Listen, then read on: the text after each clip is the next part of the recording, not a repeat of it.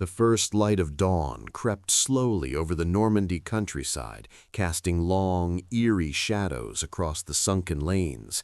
These lanes, ancient tracks carved deep into the earth, were flanked by hedgerows that rose like walls, 10 feet high, thick and almost impenetrable. The hedgerows were a maze of roots, earth, and thorny branches, creating natural fortifications that made conventional tactics nearly useless. For a 19-year-old private named Thomas Fletcher of the 1st Battalion, Suffolk Regiment, the world suddenly felt smaller, darker, and infinitely more dangerous than anything he had imagined. He crouched in the mud, pressed against the left bank of the lane, his fingers gripping the cold, rough stock of his weapon as though it were an anchor to reality. Around him, the men of his section were equally tense, faces smeared with mud and streaked with fear, eyes scanning the dense greenery for any sign of movement. Every shadow seemed alive, every rustle in the leaves a potential death sentence. Ahead, hidden behind a stone wall at the end of the lane, German positions waited. 2, maybe 3 machine gun nests were dug in tight, each covering every inch of open ground with deadly precision. The Germans had fortified these lanes for months, learning how to turn the bocage into a trap for any attacking force. Fletcher could feel the weight of the moment settle on his shoulders, pressing down with the intensity of 1,000 unspoken fears. Orders had been given, the plan was clear, yet the reality of what lay ahead made each heartbeat echo like a drum of war. Normandy's bocage was unforgiving. Tanks struggled to move through these narrow lanes. Infantry could be pinned down by just a handful of well-positioned enemy soldiers, and the very earth seemed designed to hold men captive until death or retreat. The weapon in Fletcher's hands was something most other armies had long abandoned. The world had dismissed it as outdated, cumbersome, and inferior to more modern rifles or automatic arms. Yet the British had discovered a way to turn it into an instrument of dominance, particularly in the close, confined spaces of the bocage. Its reputation was infamous, whispered among soldiers in mess halls, in tents, and on the march. Tales of its terrifying effectiveness spread faster than rumors of victory or defeat. In the hands of trained infantry, it could level machine gun nests, clear fortified positions, and turn the tide where sheer numbers alone might fail. Fletcher had read about it in training manuals, studied its mechanics, but the truth of its power could only be understood when facing the enemy directly.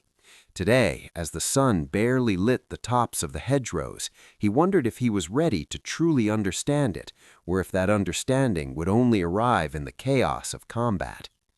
The minutes dragged on. Time seemed to slow, stretching each second into an eternity of anticipation. Every rustle of the hedgerows was amplified, every bird call suspicious. The men adjusted their positions, knees sinking deeper into the cold mud, eyes darting nervously from one shadow to another. Fletcher remembered training exercises back in England where instructors had drilled them relentlessly in coordination, camouflage, patience, and the careful use of terrain. But training could never replicate the fear, the uncertainty, or the raw, tangible threat of standing on a real battlefield with lives at stake and death waiting silently behind a stone wall. Suddenly, movement, a flash of gray through the foliage, a glint of metal, and Fletcher's pulse jumped. The enemy had spotted them, or perhaps it was merely the trick of the morning light. Instinct and training took over. The British weapon, heavy yet familiar, felt alive in his hands. It was designed to dominate close-quarters engagements, to pierce fortified positions where rifles, grenades, or even small artillery often failed. It was a weapon of precision, power, and terror. Even the Germans, who prided themselves on discipline and experience, feared it. Soldiers spoke quietly of its effect on enemy morale. Entire squads would hesitate, retreat, or abandon fortified positions at the mere sight or sound of it. Fletcher realized as the first shots rang out, echoing like thunder off the hedgerows, that this weapon was more than metal and wood. It was a psychological instrument, a force multiplier that could turn terror into opportunity. The battle had not yet fully begun, yet the tension was unbearable. Every second stretched into infinity as the men in the lane prepared themselves. Fletcher could hear the quiet breathing of his comrades, the soft thud of boots shifting on mud, the distant rumble of artillery that shook the very ground beneath them. It was a battlefield alive with sound and silence at the same time. A single snap of a trig could be mistaken for a gunshot. A rustling branch could signal an ambush. The bocage played tricks on the senses, creating illusions of enemy movement where none existed, and hiding true threats where eyes might least expect. As Fletcher adjusted his grip, he remembered the lessons drilled into him during training. Keep calm, trust your weapon, trust your section, trust your instincts. He remembered stories of previous battles where inexperienced soldiers had faltered under pressure and seasoned ones had held the line thanks to discipline and courage. Now, as the sun broke over the horizon, spilling light across the dense walls of green, he understood that history had a way of converging in single moments. This morning, the bocage would teach him more than any classroom or manual ever could. The order finally came. Move forward, suppress the enemy, survive. Fletcher's heart hammered, muscles tensed, eyes focused. The hedgerows, once silent and foreboding, seemed to hum with anticipation. The British weapon, long abandoned by other armies, but revived and perfected here, was ready. Fletcher was ready. The Germans, hidden but watching, would soon discover why this weapon had earned its reputation and why even experienced soldiers feared it more than almost anything else on the battlefield. The weapon that Fletcher and his comrades held in their hands was unlike anything most other armies still used. By 1944, many nations had abandoned it, dismissing it as outdated, heavy, and inefficient compared to newer automatic rifles or submachine guns. Yet the British had found a unique purpose for it, especially in the tangled hedgerows of Normandy. It was a weapon that demanded respect, a tool capable of changing the dynamics of a battlefield, even when outnumbered or outgunned. Soldiers often spoke of it in hushed tones, trading stories of its devastating power, of entire German squads hesitating or fleeing at the sight of its menacing silhouette. Back in England, during training, Fletcher had learned the technical details. The weapon required care and precision. It was heavy, but that weight carried authority.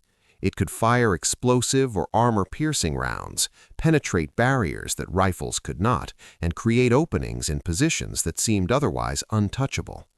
In the bocage, this was invaluable. Each hedgerow was a fortress, each sunken lane a potential death trap. The Germans had fortified these natural barriers for years, confident that conventional infantry assaults would fail. The British weapon, however, turned these assumptions upside down. As the men moved cautiously along the muddy lane, Fletcher's section practiced small drills they had rehearsed countless times. The weapon demanded coordination.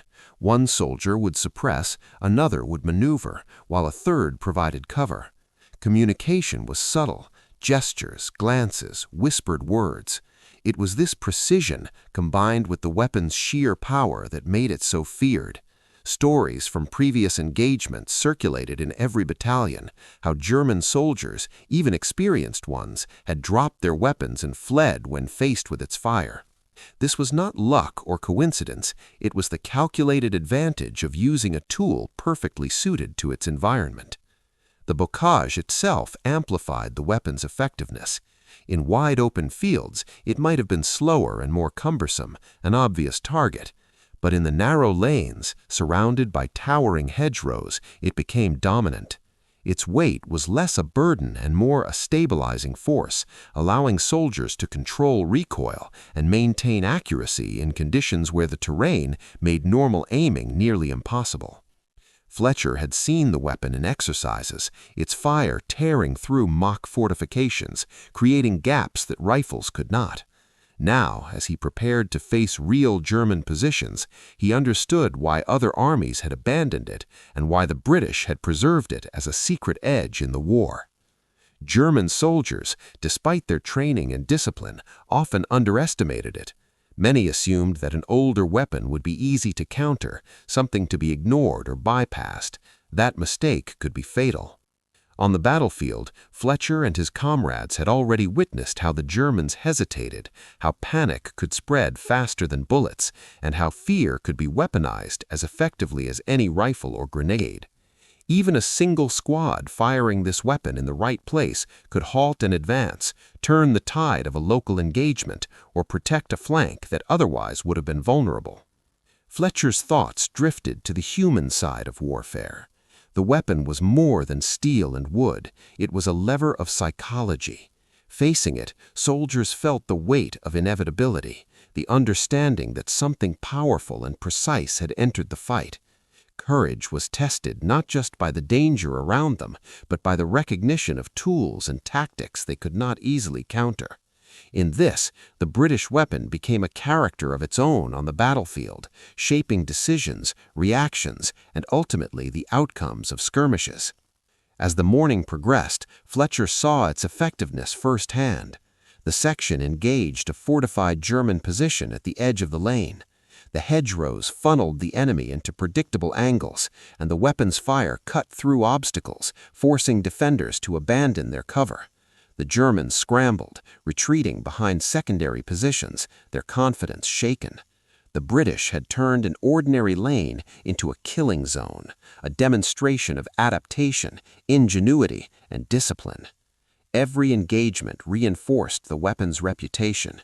For soldiers like Fletcher, it was a source of reassurance, a tangible advantage in an environment where luck and fear often determined life and death.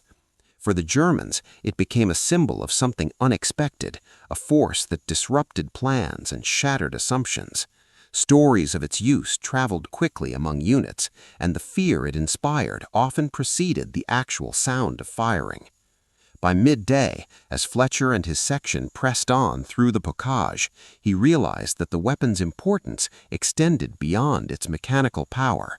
It was a testament to innovation, to learning from past battles, and to the courage to retain something others had discarded.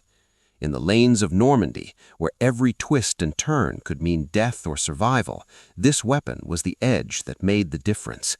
It was a quiet force, one that shaped the battle in subtle yet decisive ways, reminding both friend and foe that sometimes what others discard can become the key to victory.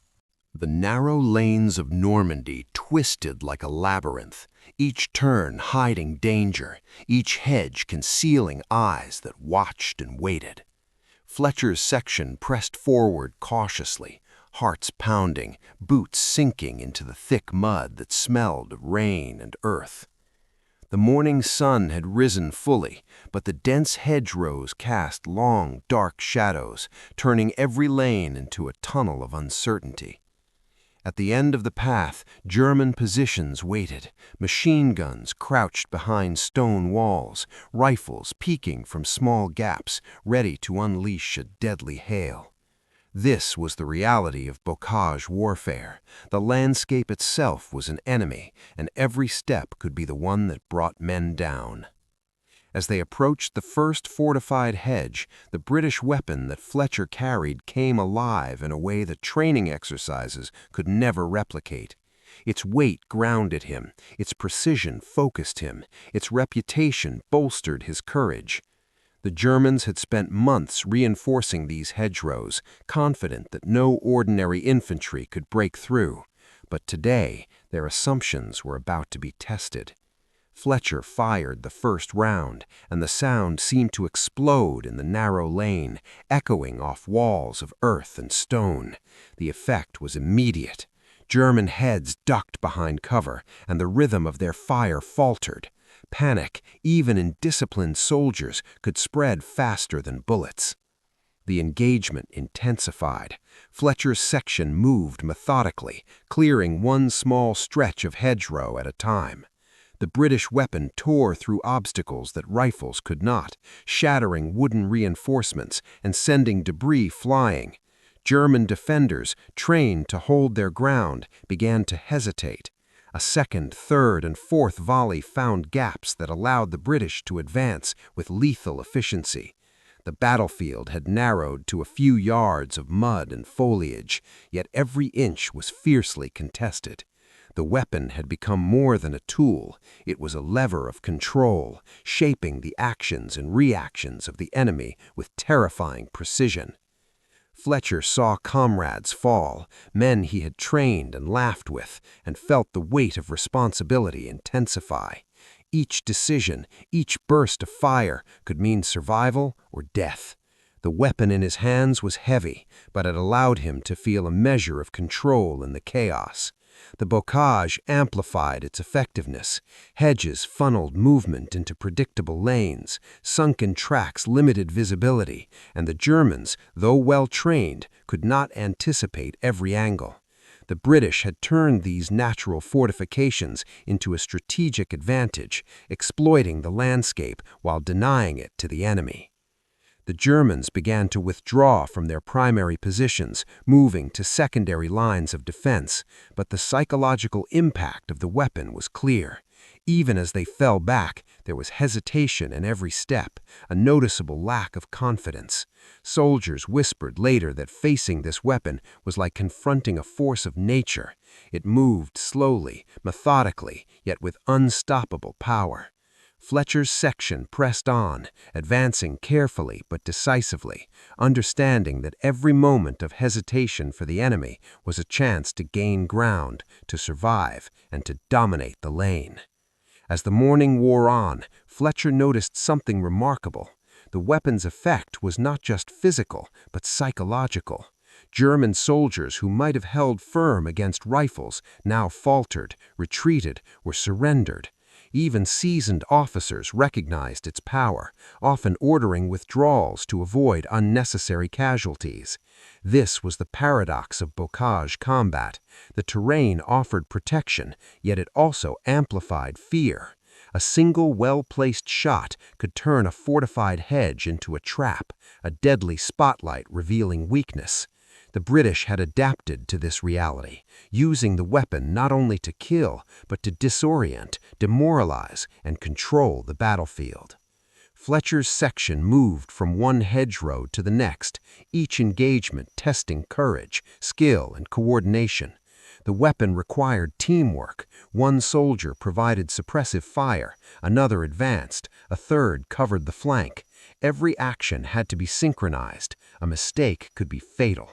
The Germans, despite their experience and training, struggled to adapt to this new dynamic. By mid-morning, it became evident that the bocage had ceased to be purely a defensive advantage. With the right tool and strategy, it could be dominated. The air was thick with tension and smoke, the sounds of battle punctuated by the clatter of gunfire, shouted orders, and the occasional scream. Yet within the chaos, Fletcher felt the strange rhythm of combat, bursts of movement, periods of silence, anticipation and action intertwined. Each moment reinforced the lesson that the British weapon was more than a relic. It was a master key to unlocking the bocage's challenges. Soldiers who had dismissed it as obsolete now realized it was their lifeline, their edge, their secret advantage in a terrain that could easily become a tomb.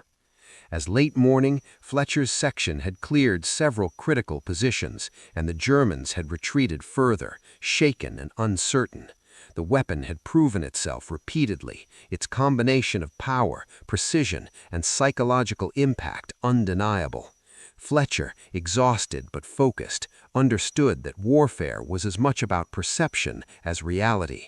The enemy's fear amplified the weapon's effectiveness, and careful coordination allowed a small section to control a larger force. History had preserved this weapon for a reason, and now, in the twisting lanes of Normandy, its legend grew with every pulse of fire and every inch gained. As the sun climbed higher, Fletcher paused for a moment, observing the lanes behind them and the open ground ahead. He realized that the battle was far from over, yet each engagement reaffirmed a critical truth.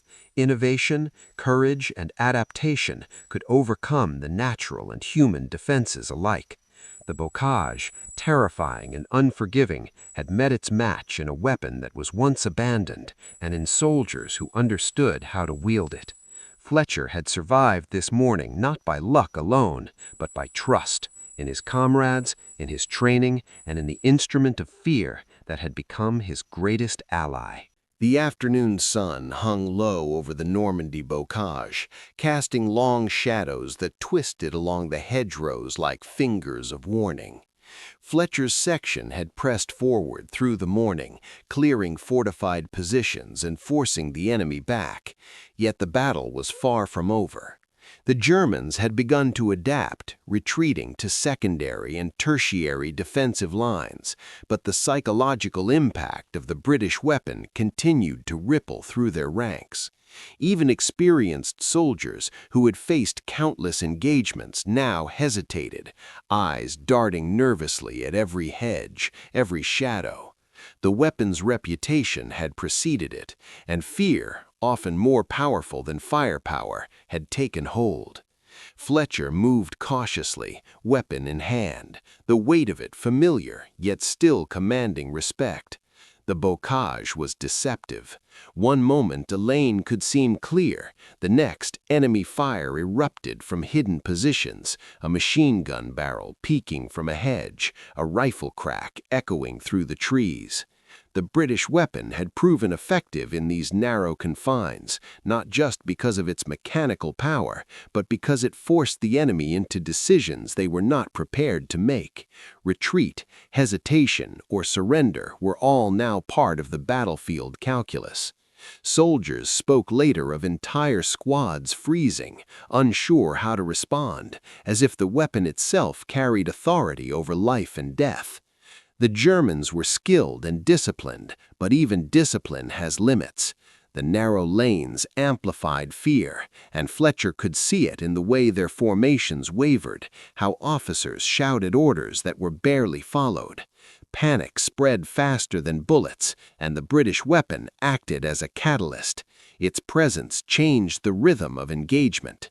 Suppressive fire would pin enemy soldiers in place, followed by precise volleys that shattered barriers and forced retreat. Every successful maneuver reinforced the weapon's reputation, feeding the legend that had grown in barracks and training grounds across Britain. As Fletcher advanced, he thought about the paradox of fear in warfare.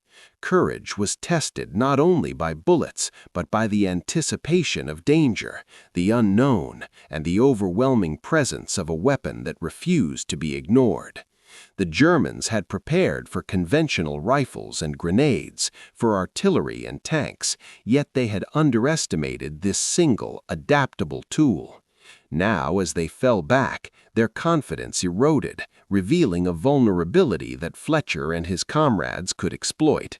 The bocage, once a fortress of defensive advantage, had become a stage where psychology was as lethal as steel. The afternoon engagements were relentless. Each hedgerow, each sunken lane became a mini battlefield. Fletcher could hear the echoes of gunfire bouncing off walls of earth, and the distant rumble of artillery reminded him that the broader campaign continued, even beyond his sight. The British weapon allowed small sections to control spaces far larger than their numbers might suggest. It turned narrow lanes into kill zones, created opportunities where none seemed to exist, and inflicted both physical and mental pressure on the enemy. Even soldiers who had previously dismissed its effectiveness were now witnesses to its decisive impact. Fletcher saw firsthand how fear could be weaponized. The Germans' retreat was orderly in appearance. Hesitation lingered in every movement. They checked corners twice, slowed their advance, and sometimes abandoned positions without resistance. The British had leveraged this advantage expertly, combining firepower with coordination, training, and the terrain itself. Each lane cleared was a lesson in adaptation, each hedge breached a demonstration of how innovation could dictate outcomes in ways that sheer numbers could not.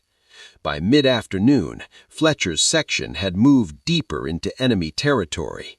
They encountered fortified positions that would have been formidable under any other circumstances, yet the combination of the British weapon, disciplined teamwork, and terrain knowledge forced the enemy to reconsider every position they held. Fletcher realized that victory here was as much about morale and perception as it was about killing power. The weapon had become more than a tool. It was a symbol of dominance, a psychological lever that shaped decisions, slowed reaction times, and amplified every success. The bocage had been designed to trap, to confuse, to shield, but the British weapon turned its own advantages against the enemy. Fletcher saw how effective small units could be, not through overwhelming firepower, but by exploiting fear, precision, and terrain mastery. The Germans, once confident in their hedgerow defenses, now moved cautiously, aware that each hedge could conceal a sudden, unstoppable force. Even officers could not guarantee order. Hesitation and doubt had infiltrated their lines.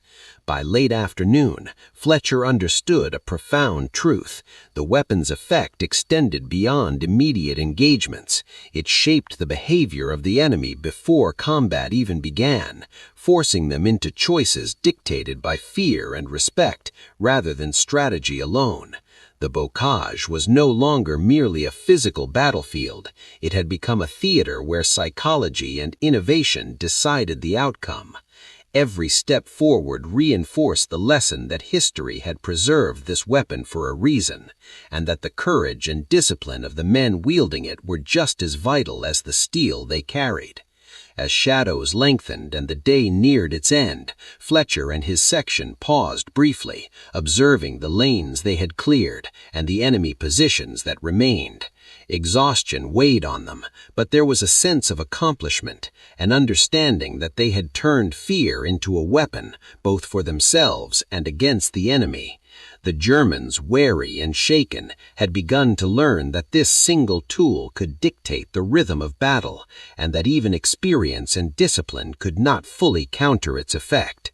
The British weapon, long abandoned elsewhere, had earned its place in history, and in the bocage of Normandy, it had become a decisive force that no one could ignore. The battle in the Normandy bocage had reached its final hours, but its lessons would echo far beyond the muddy lanes and towering hedgerows.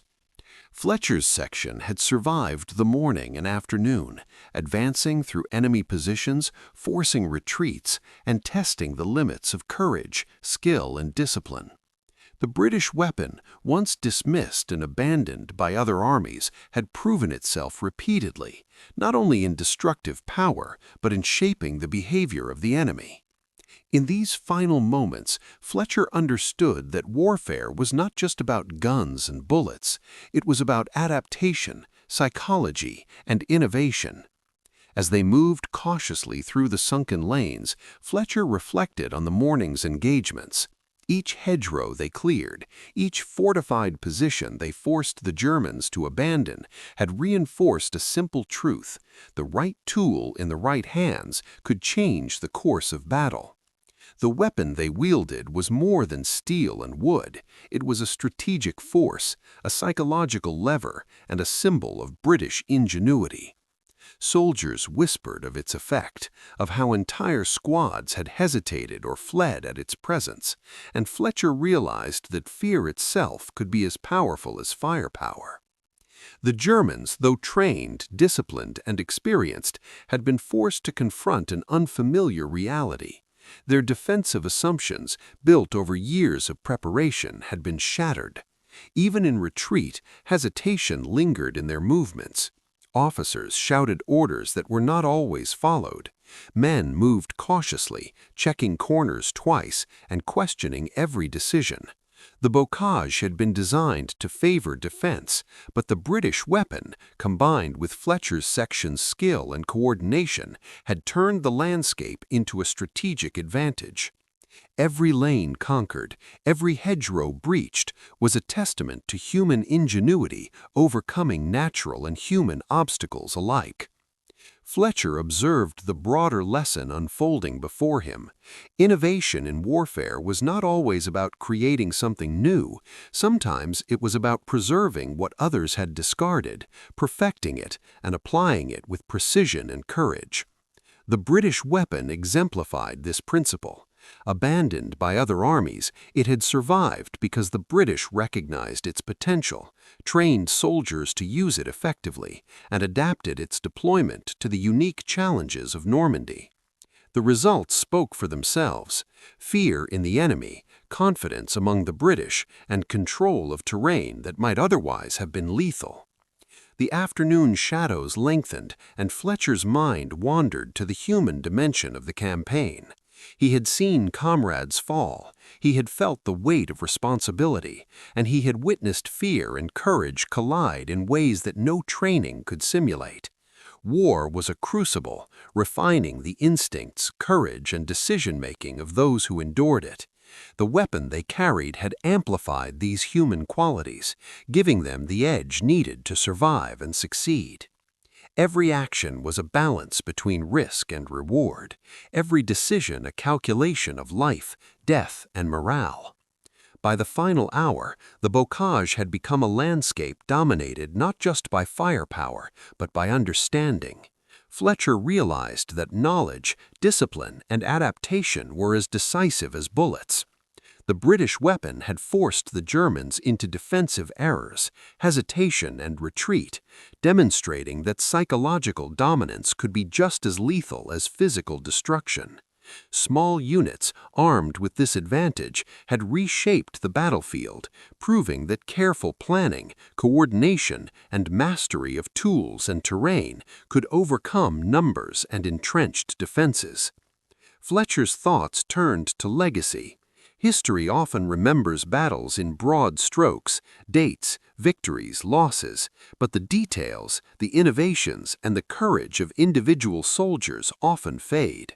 Yet here, in the mud, the hedgerows, and the sound of retreating enemy fire, the impact of adaptation and ingenuity was clear.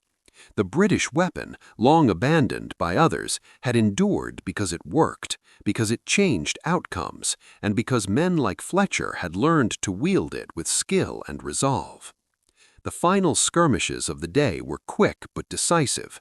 The enemy, shaken and demoralized, withdrew further, leaving key lanes and positions under British control.